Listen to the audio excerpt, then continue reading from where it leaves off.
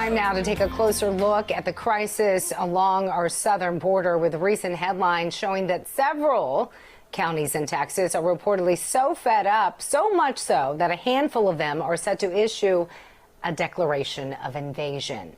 At 3 o'clock Central Time, so right now, officials from multiple counties are holding a meeting that won't be available to the public to make announcements regarding this issue. Leading this is Kenny County Judge Tully Shahannon, who issues a disaster declaration last year over the negative impacts of illegal immigration in the area. This coalition of counties is now calling on Texas Governor Greg Abbott to declare a state of emergency in his state in order to be able to take executive actions against illegal immigration in that state. Joining us live now to discuss what this means are fellow Texans Rick Green, founder of the Patriot Academy, and Daniel Miller, who is the president of TexitNow.org. Gentlemen, good to see both of you. Thank you for having us. Hi, Daniel. So, Rick, let's start with you. Just so our viewers, just to clarify, what does it mean when a county actually wants to declare an invasion? Well, it should have been the state declaring this a long time ago. We've known since Joe Biden took office that he was going to allow this to happen, and the millions of people that have come across the border and nearly a million that are gotaways, we don't know who they are or where they are, is a danger not only to Texas but to the entire nation.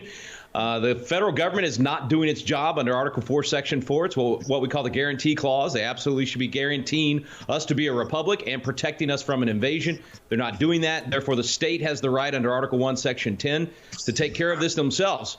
You have some people that have called for this for a long time. Two of the candidates against Greg Abbott called for it. Huff Hines and West both. You now have Kerry Lake running for governor in Arizona calling for this. These counties are basically taking it into their own hands and saying, listen, if the state's not going to declare this an invasion and do what constitutionally we could be doing as a state, we're going to have to do it as a county.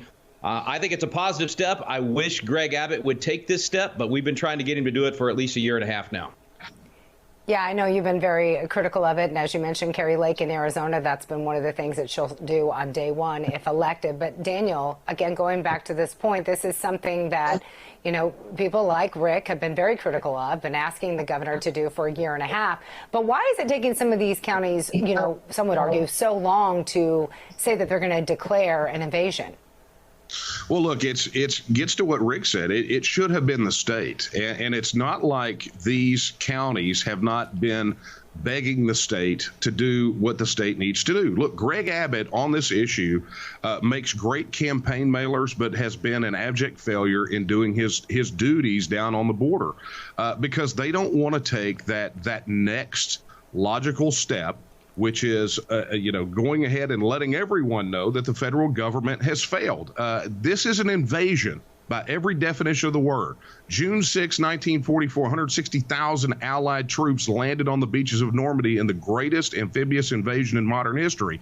We're going to have that many cross over the border from Mexico into Texas illegally in 1 month. And that number is set to double or triple given what's happening with Biden's policy. So it is an invasion. And the fact that these counties had to have the courage and the fortitude to do what Greg Abbott and the officials in the state should have done a long time ago goes a long way to showing the divide between where the governor is on this issue and where the people of Texas are that have to deal with it every single solitary day.